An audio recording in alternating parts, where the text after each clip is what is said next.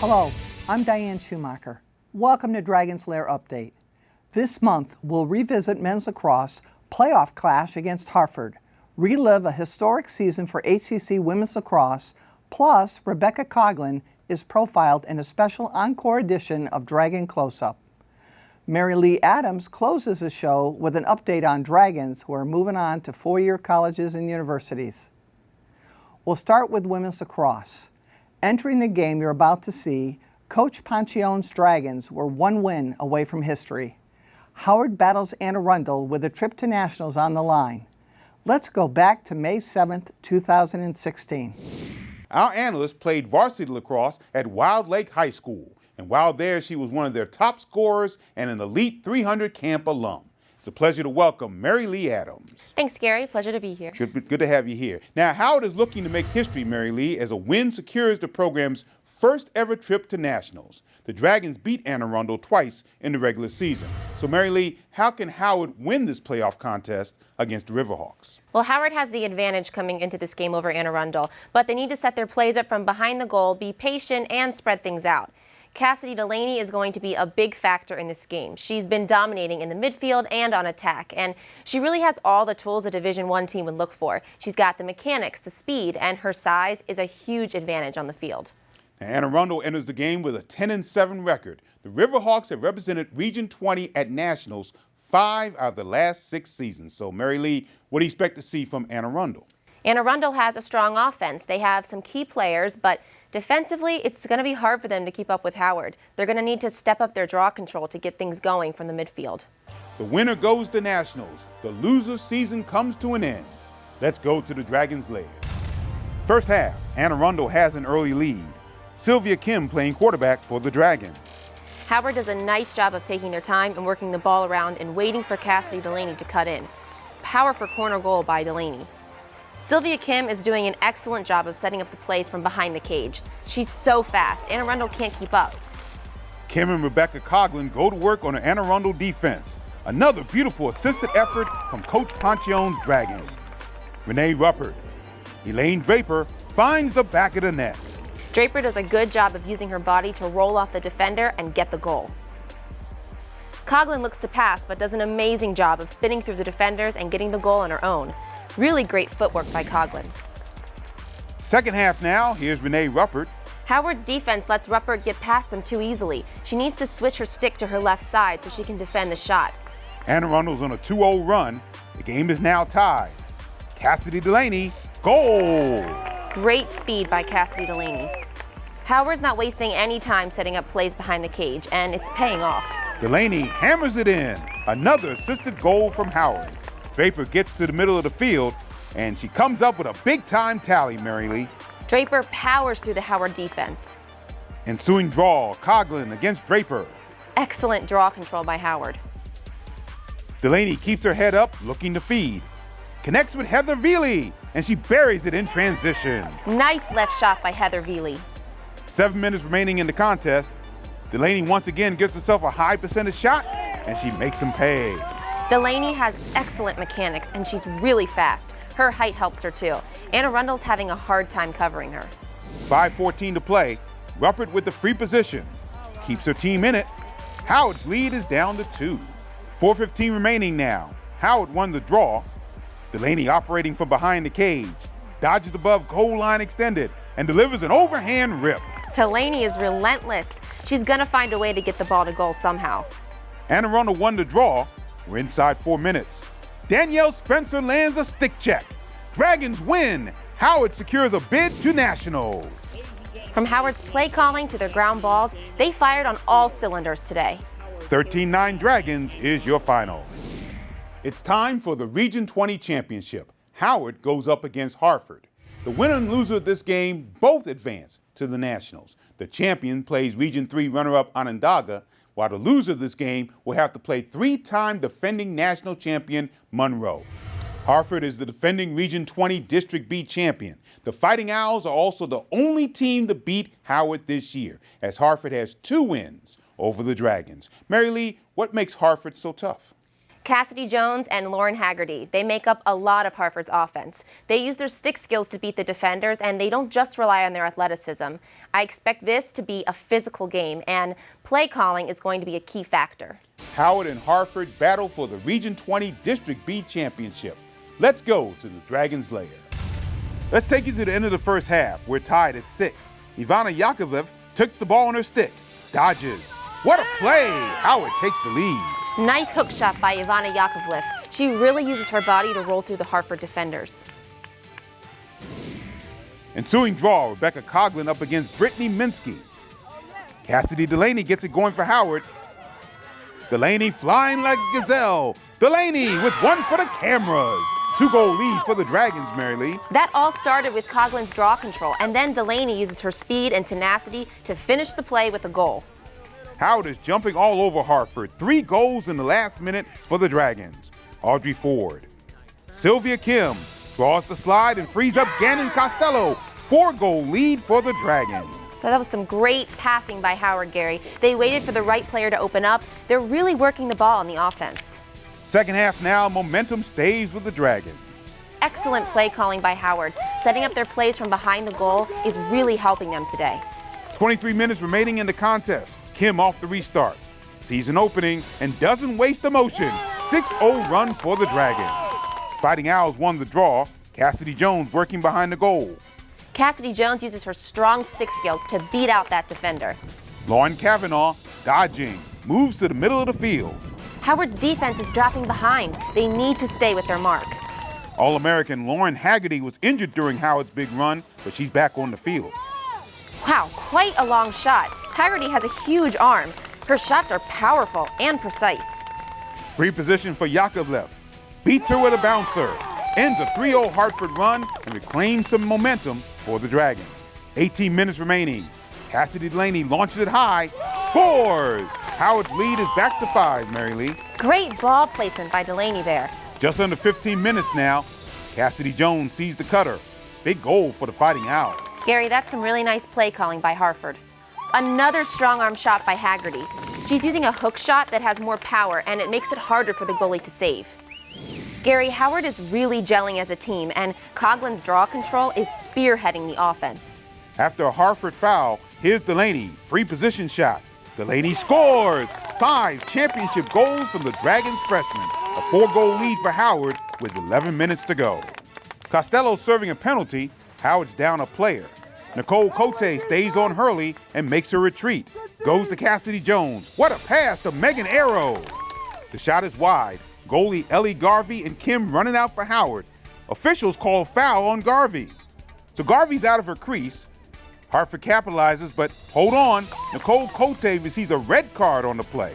The goal is waved off, but the Dragons lose their captain for the remainder of the game. Cote will be suspended, MaryLee, for the national semifinal. Gary, that really hurts Howard. Nicole Cote is one of the strongest defenders on the team. Free position for Sierra Donovan. Garvey, unbelievable, sprints into the crease and denies Donovan. Awesome job by Garvey getting across that goal. She had her eye on the ball the whole time. 3:30 remaining in the Region 20 Championship. Can the Dragons make history? Danielle Spencer creates that turnover and energizes Howard's momentum. 2:30 to go. Minsky takes it across midfield. Ivana Yakovlev is right there with her. Yakovlev forces the turnover and secures the ground ball for Howard. Yellow card on Minsky to make matters worse for Hartford. 1:19 to play. Hartford still a man down. Jones to Kavanaugh. Garvey, what a save. Garvey is making some really vital saves today. Great performance by her. Howard wins the region championship for the first time in program history. Howard really won it with their midfield today, starting their plays from the draw control, and Garvey led their defense to a well-deserved championship. Let's send it down to Ahmed Hosseini. Tell us what Coach Ponchon was telling you regarding, or the team I should say, regarding Harford heading into the game. Actually, at the beginning of the game, he told us to have fun, and that was like the main thing he told us. Like, make sure you come out there and you have fun, because whenever we do have fun, like, that's when we play well. And all season, he's been telling us, like, you're either the windshield or the bug, and today we decided to be the windshield. So, Ellie, tell me, how were you seeing the ball so well at the end of the game? I wasn't seeing it as well as I wish I had at the beginning. Their shots are very fast, and I feel like maybe either they were getting tired or I was just getting a little bit faster because I was angry. I think the turning point when I started seeing more was about 11 minutes into the second half, or it was 11 minutes in the second half, and some calls sort of just got me angry, but I tried to do my best for my defense and try to get the ball back for our team. What's your plans after the national championship? Do you plan on continuing lacrosse? I would, but since I'm in the reserves, I got called and I leave in July for like a year. So hopefully when I get back, I'll be able to play, but I'm not sure right now. Ellie? I'm fortunate enough to not be called into war, but I'll be going to Mount Ida, playing as their goalie up in Massachusetts. Howard took on Onondaga in the Final Four. The Lasers ended the Dragons' magical ride, winning by the score of 17-6. It's time for men's lacrosse. Coach Faust's Dragons entered this year's Region 20 tournament, eyeing the program's second Final Four appearance. Howard battles Harford in a win-or-go-home playoff showdown. Gary Williams has the call. Howard enters the tournament as the number 2 seed, looking to avoid a 4th consecutive loss in the Region 20 semifinals. The stakes are high for the Dragons. A win all but locks up an NJCAA at-large selection for Howard. Lacrosse analyst Mike Jones is with us for this win-or-go-home showdown. Mike, what's it going to take for Howard to get the win? Transition will be a key for Howard today. Harford's defense doesn't always communicate as well as they should, and that's essential in unsettled situations. Howard has an edge defensively. All of their long poles have been playing really well all season. Harford enters the game with a 7-6 record. The Fighting Owls gave perennial power CCBC Essex a scare in March, but they have only 2 wins over winning teams. So Mike, how can Harford score the upset? Harford's going to need to play at their own pace. The key to breaking down Howard's defense is possession and quick ball movement. Defensively, they're going to have to stop Howard's big guns, Mitchell, Curcio, and Dagnan Leach. The winner moves on, the loser goes home. Let's go to the Dragons' Lair.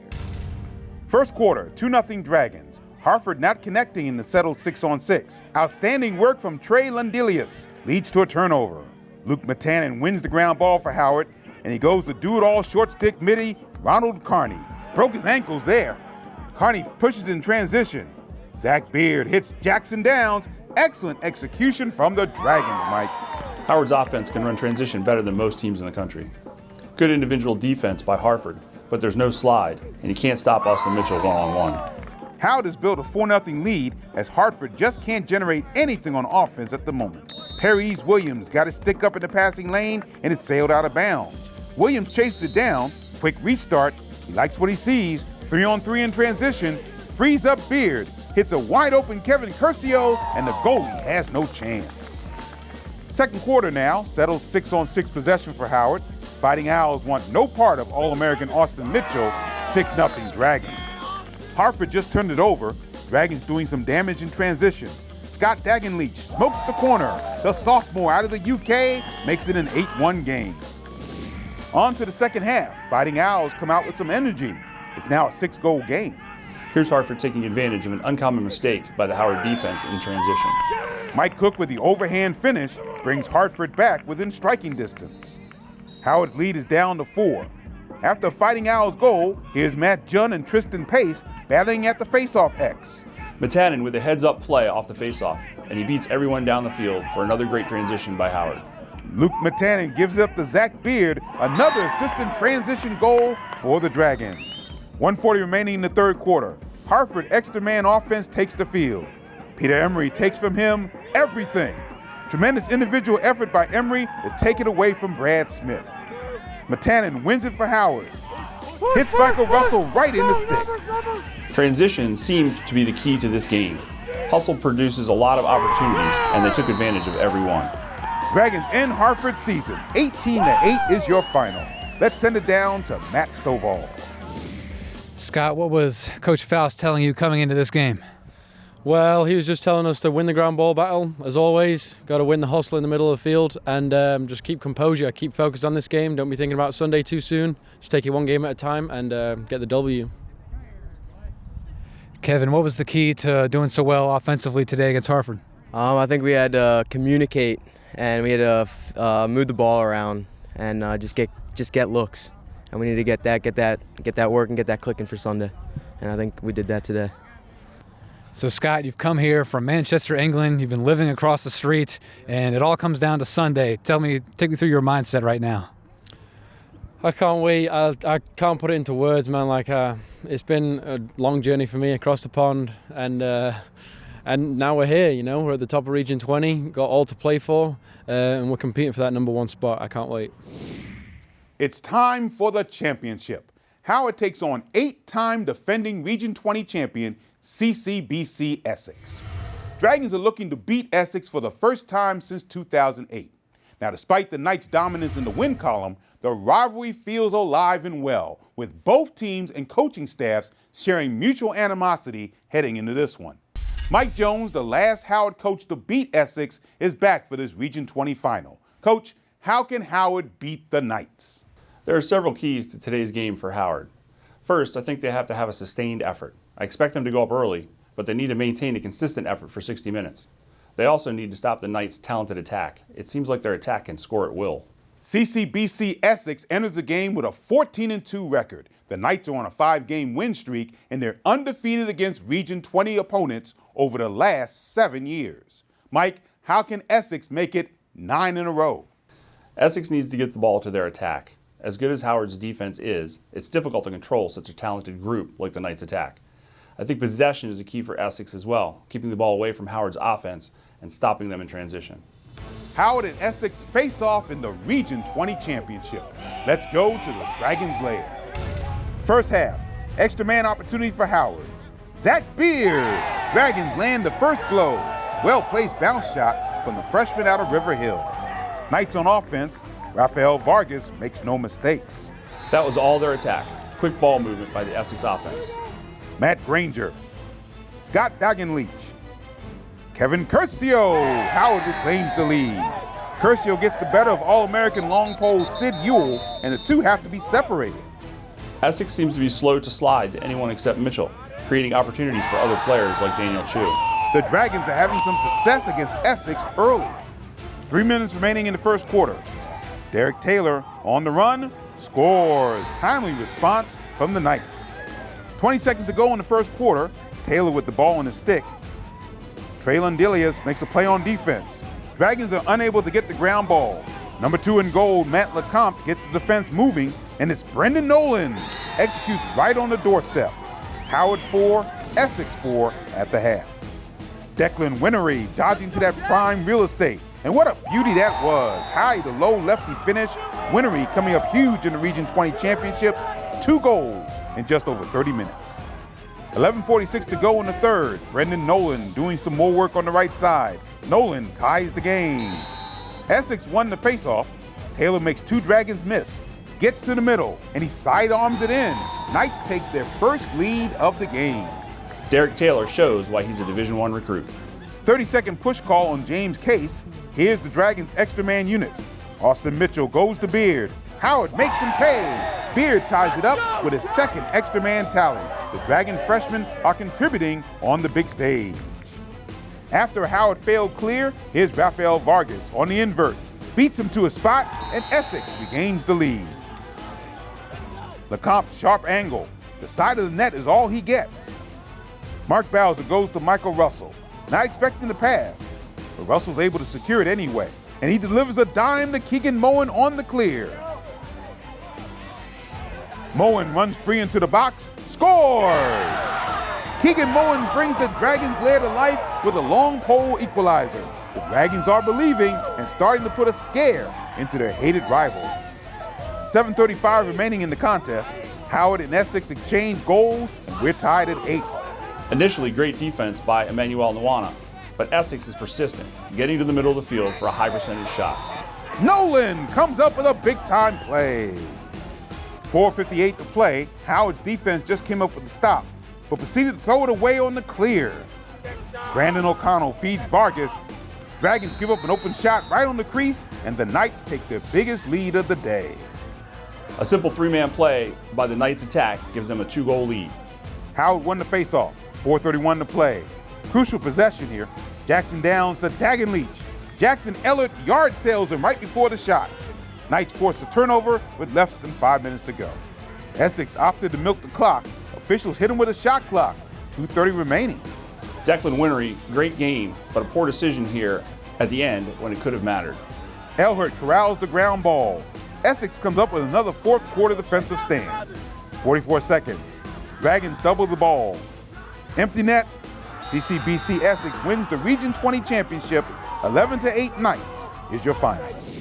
Howard received the at-large bid to this year's NJCAA National Championship Tournament.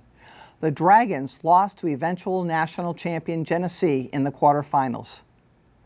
Up next, a profile of a familiar face to Dragons fans. Let's go to MaryLee Adams for a look at the immensely talented Rebeka Coughlin. Playing 3 sports in college sounds nearly impossible, especially when juggling a full-time student workload. Add being in the military and 2 part-time jobs, and you have HCC's own superwoman, Rebeka Coughlin. A senior and starter on the HCC soccer, basketball, and lacrosse team, and last year's Student Athlete of the Year, Rebeka's presence is sure to leave an impact. Growing up in an athletic family, Rebeka was always very active, and even dabbled in karate and swimming before she narrowed it down to just 3. So how did this mega athlete come to play at HCC? My cousin played 3 years before I came here for soccer for Coach Kate. And I actually came here in hopes to get a lifeguarding job, and that's when Coach Kate asked me to play soccer, because I originally came here for basketball as well. And I just ended up joining soccer, then basketball and lacrosse after that. It was definitely good timing that she ended up on campus and the basketball coach was recruiting her. I had no idea she was the athlete she was. So I first met Rebeka. We had 7v7 for soccer right before preseason, and she came down the field and she was like, "Hey, are you part of Howard?" And I was like, "Yeah." So that's how I first met her, and she was just very friendly. First off, she wasn't shy at all. Very confident, and she was already making people laugh the first day. So she's just one of those people you don't meet people like her very often. She's one of a kind for sure. Rebeka's effervescent personality and sense of humor seems to have won the hearts of both her teammates and coaches, all the while still having the mental focus and drive to come through in games and juggle her hectic schedule. She's a trip. I don't know how else to say it. She's hysterical. She wants to have fun, and she's able to do that. And at the same time, she's able to turn that and give you everything she has. Rebeka definitely is a role model. She's a leader. You always can rely on her, and it helps that she is goofy, because you need that sometimes. You need the comic relief, because sometimes the games get really stressful and you can look to her to make a great play and then make you laugh at the same time. She's a pure athlete. I would love to have 11 of her ability. Well, she played soccer in high school, but her athleticism that's what makes her who she is. Rebeka wasn't always the star athlete and student, though. Her hardships before coming to HCC led her down a difficult road, a road that led her to joining the Army Reserves. I went to Virginia Wesleyan in 2011 after high school, and I failed miserably. Once I failed, I realized that I had to turn my life around, because it affected not only me but my family and the financial aspect. So I wanted to do something better for myself, so I decided to join the military. And ever since I joined the military, kindness went up from there. And then I came here. I have a dad who was military, and I look at her and I know what her commitment is. And to be her age and have that commitment and show that on the athletic field in different ways, I totally respect her. I think being in the military, she's just, for one, she's fit. She's leading the pack as far as all of our runs. And she's just a natural leader. With so much talent and promise, Rebeka has been left with the decision of what to focus on after her time at HCC comes to an end. Playing sports at a 4-year school would be a whole new challenge, but her path may take her down a more criminal road. My major is criminal justice, so I want to get into either law enforcement and in hopes to gain, superiority and go into higher up positions in the criminal justice system, go to government workers, FBI, something like that. I would really love to get a scholarship somewhere, because money's everything. I would love to get a scholarship and play and then get my bachelor's in criminal justice at a 4-year school. She did tell me that criminal justice was the way she wanted to go, and obviously I'll help her as much as I can and put her in contact with the right people if I can. With her coaches and teammates behind her, Rebeka seems to have a very bright future ahead of her. And with basketball season coming to an end, Rebeka will be heading into this spring with her head held high and a lacrosse field to conquer. For Dragons Lair Update, I'm MaryLee Adams. We here at HCC wish Becca all the best with the Army Reserve and thank her for 2 years of unforgettable play. It's time to find out where our sophomores are headed this fall. Let's go back to MaryLee Adams for an all-new Dragon close-up. HCC has had another standout year in sports, with their women's lacrosse team winning their first ever Region 20 championship and 4 athletes going on to play at Division I programs, just to name a few highlights. So here's an update on where you can find some of your favorite Dragons this fall. Men's lacrosse coach Eric Faust continues to build HCC's program with strong talent from all over the country and even internationally. Although they suffered a tough loss to rival Essex in the Region 20 championship, Coach Faust can be very proud that he has 6 Dragons going on to play at 4-year schools, 2 of which are Division I programs. Powerhouse attackman and Howard County native Austin Mitchell will head to UMBC to join their Division I program in the fall. Austin was named a 2016 preseason All-American along with fellow teammate and best friend Parise Williams. Parise will be heading to Ohio to join the first season of Cleveland State's Division I program. Attacker Daniel Chu and defenseman Michael Russell will be seeing much more of each other as they both head to St. Mary's College of Maryland to join their Division III program. Lastly, short-stick defensive midfielder Ronald Carney will head down to North Carolina to play Division II lacrosse at Chowan University. The men's basketball team had a tough rebuilding year, but that didn't stop the Grant twins from achieving their goal of playing together at a Division I program. John and Joanne Grant will head down south to Savannah State University this fall to finish out their college basketball careers as D1 Georgia Peaches. Also moving on to play at a 4-year school is point guard Kyle Davis, who will attend Ohio Valley University in West Virginia and join their Division II program. Switching to women's sports, soccer and basketball player Liz Parks will use her athleticism at Washington College, joining their Division III roster.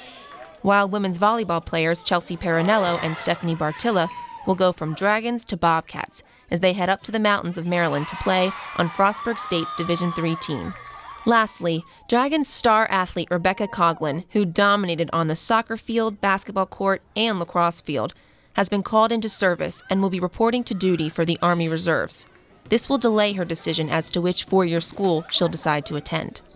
With their diverse group of students, dedicated coaches, and drive for success, HCC Athletics continues to be a powerhouse in the JUCO field. For Dragons Lair Update, I'm MaryLee Adams. Enjoy your summer. Fall sports return to the Dragons Lair in September. Go to youtube.com/HCC Dragon Sports for the latest highlights. Thanks for watching, and remember, go Dragons!